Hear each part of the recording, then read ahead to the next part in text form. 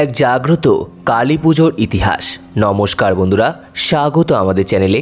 সম্পূর্ণ তথ্যটি আমার একজন সাবস্ক্রাইবার শ্রী দেবার্গ ভট্টাচার্য আমাকে প্রদান করেছেন। তথ্যটি তাদের 500 বছরের প্রাচীন গ্রামের বাড়ি, যেটি বেলপুকুর ধুবুলিয়াতে অবস্থিত, সেখানের জাগ্রত কালী পুজোর কথা আমাকে প্রদান করেছেন। আপনাদের কাছে অনুরোধ, ভিডিওটি আপনারা সম্পূর্ণ দেখুন। এই বাড়ির কাহিনীটা শুরু হচ্ছে মহারাজা কৃষ্ণচন্দ্রের দাদু মানে শ্রী রুদ্রচন্দ্রের আমল থেকে। তাদের পূর্বপুরুষ শ্রী রামচন্দ্র ভট্টাচার্য তিনি সাধারণত শ্মশানে তন্ত্র সাধনা করতেন। তার প্রায় 4-5 জন ভাই ছিল।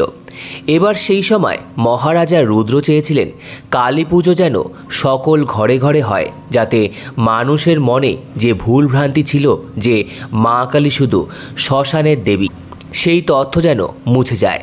তার জন্য তিনি তাদের পূর্বপুরুষ শ্রী রামচন্দ্রকে নিজের প্রাসাদে রেখেছিলেন এবং বলেছিলেন যে এই পুজোটা যেন তন্ত্রমতে সেটা যেন তিনি প্রচলন করে।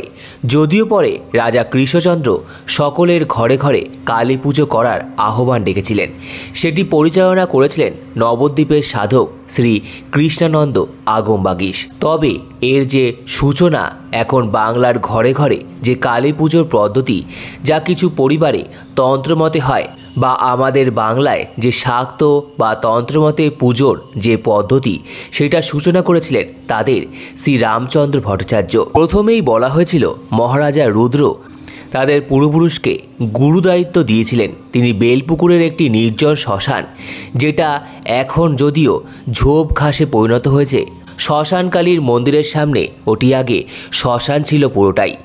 ওখানে বসে তিনি সাধনা করেন তন্ত্রমতে। সম্পূর্ণ পদ্ধতিটা বলা নিষিদ্ধ, তাই সেই বিষয়ে সংক্ষেপে বলা গেল না। তিনি একটি বিশেষ মালা তৈরি করেন, যার নাম মহাশঙ্খের মালা। এটি তৈরি হয় একটি অজ্ঞাত মহিলার মৃতদেহ থেকে। যাই হোক, এটি তিনি তৈরি করে পঞ্চমকারে সাধনায় তিনি দেবী দক্ষিণাকালীকে তুষ্ট করেন এবং দক্ষিণাকালী মায়ের নির্দেশে নিজের বাড়িতে তিনি মায়ের এই রূপের প্রথম পুজো সূচনা করেন। তা যেহেতু সেই সময় 5 ভাই বোন ছিলেন তারা, তাই সকলে মিলে একসাথে পুজো করেন। কেউ যদি তাদের বাড়িতে যায়, তাহলে এখন কাছে পুজো মণ্ডপ, সেটি একটু পিছিয়ে মানে ছোট বাড়ি, এবং বাড়ির মাঝখানে পুরনো বাড়ি দেখা যাবে। ওখানে আগে তাদের মায়ের পুজো হতো। তা যাই হোক, এই করে তারা প্রত্যেক বছর পুজো করত।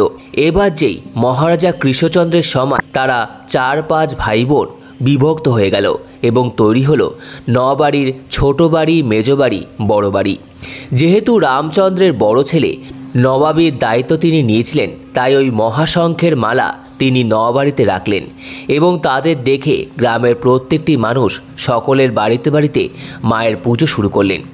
এবং সেই সময় একমাত্র বেলপুকুর গ্রামে ছিল শাক্ত গ্রাম, যেখানে প্রত্যেক ঘরে ঘরে লক্ষ্মী পুজোর মতো কালী পুজো করা হতো।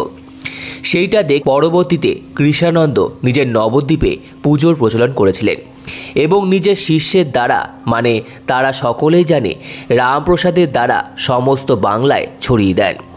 যাই হোক, এবার তাদের কথায় আসি। তাদের পুজো প্রায় 500 বছরের প্রাচীন, যা এখনও 90-এর দিকে চলেছে, মানে 590 বছর চলছে।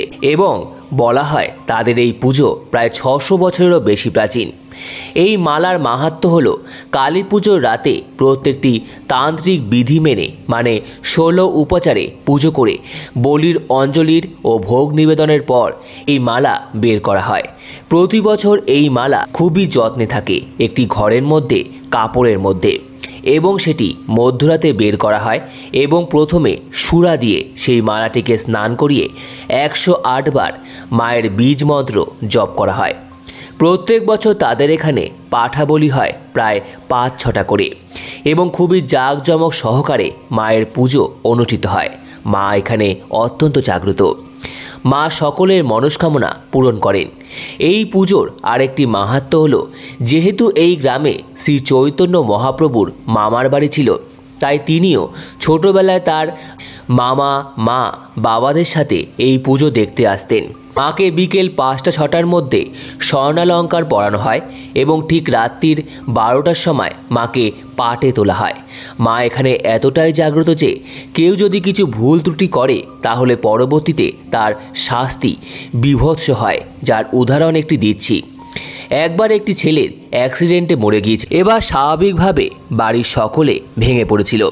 এবার ছেলেটির মা মাকে নানাভাবে দোষারোপ করছিল এবং পুজোতে আসতে না আসতে ব্যাপারটা হলো তার সাথে একটি লোকও মাকে অপমান করছিল, কিন্তু সে বাড়িরই ছেলে আর সেই সময় তিনি নেশাভান করেছিলেন, তিনি বেহুশ হয়েছিলেন।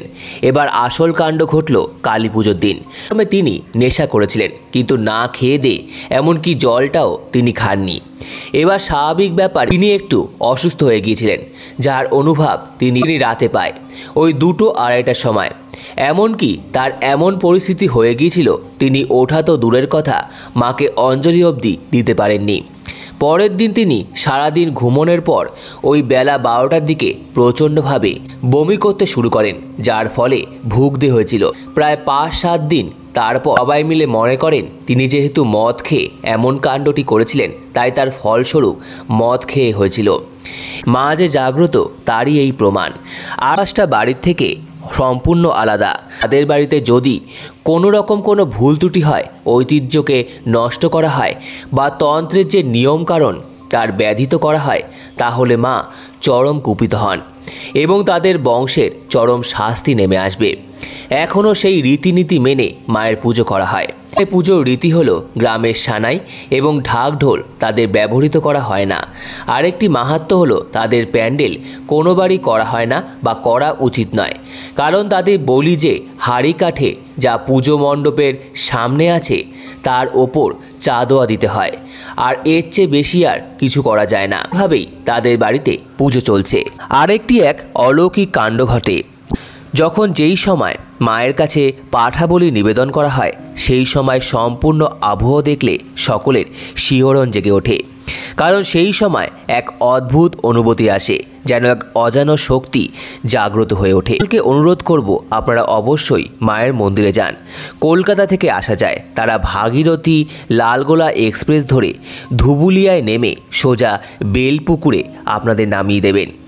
এই ছিল তাদের বাড়ির পুজোর মাহাত্ম্য এবং অজানা এক ইতিহাস। সম্পূর্ণ ভিডিওটি দেখার জন্য আপনাদের সকলকে অসংখ্য ধন্যবাদ। ভিডিওটি ভালো লেগে থাকলে লাইক, কমেন্ট, শেয়ার এবং চ্যানেলটিকে অবশ্যই সাবস্ক্রাইব করুন। ধন্যবাদ।